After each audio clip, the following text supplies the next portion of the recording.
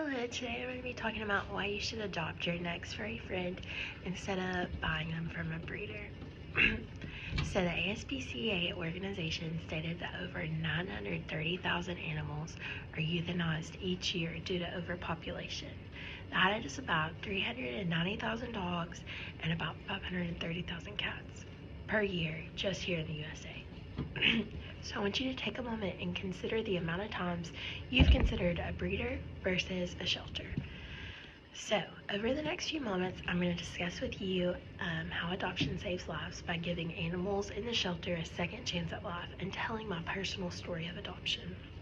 And I'm going to talk to you about puppy mills and unethical breeding, and finally how to get started on your own adoption journey of your next furry friend. So I'm credible on this topic because I have volunteered at multiple shelters here in high school and even adopted a dog and a cat from 2 local shelters, Washington County and the Bridgeholm No-Kill. First, I want to share with you my personal story of adoption and how I adopted my sweet Oakley girl. I first seen her on a Facebook page called Saving Countless Animals. She was at a local shelter called the Bridgeholm No-Kill. It's located in Bluntville, Tennessee. Now, she wasn't house trained. They said that she had only ever lived outside. They had never brought her really in, and her fur was so matted she was eat up with fleas and ticks, and Oakley was really struggling at the shelter. She came in with her sister, and her sister got adopted out, so it was just Oakley, and she was listening to all that barking, and it was just not a good situation. So Ty, my fiance, and I fell in love with her picture, and we went and met her and played with her, and it was just love at first sight. So we put in an application and got approved, and we got to bring her home. And the good thing about adopting from a shelter is she was fixed, up to date on shots, dewormed, everything was good to go. So now that I've shared with you my personal story, next I will be talking about unethical breeders and puppy mills. So, what actually happens behind closed doors?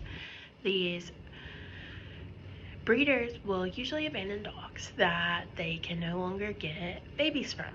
So the mom and dad, once they can no longer produce, they'll either drop them off at a shelter or sometimes they even just kill them. Oakley's vet is very confident that they used her for puppies and then left her at the shelter. So a lot of backdoor breeders produce pretty ill puppies.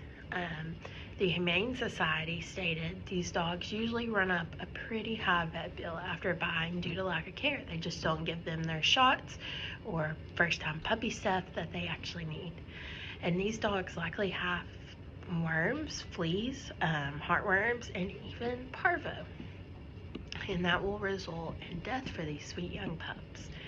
So now that you've heard my personal story and what's going on in these puppy mills, we're going to talk about how you can adopt and make a difference. You may be asking, where do I start?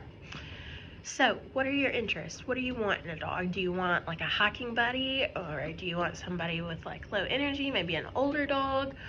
It's up to you what you're thinking. Each breed is different. Each breed needs different things. And then I want you to think about the qualities that you want your pet to have, good with children, good with other dogs, stuff like that.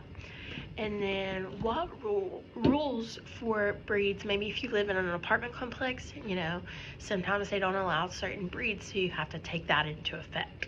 And I want you to do your research before you bring them home, because if you just adopt on a whim, that results in a lot of these sweet precious babes being returned back to the shelter, and that can increase anxiety and depression times 1,000.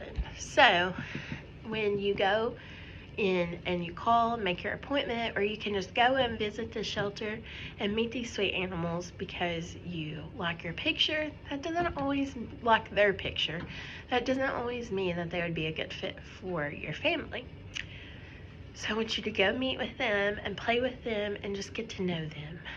And then you can turn in your application, and hopefully you'll be saving an innocent life. And even if you can adopt or volunteer, I know times are tough right now, you can always go and just donate items. And actually, most shelters around here have an Amazon wish list, which is incredible. And you can just go and even just like a toy or treats or anything, you can buy just one, spend $5 to $100, whatever's in your budget.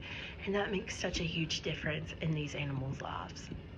So in conclusion, today I hope I have helped you see the importance of adopting instead of shopping with a breeder, and also fix the confusion of the adoption process.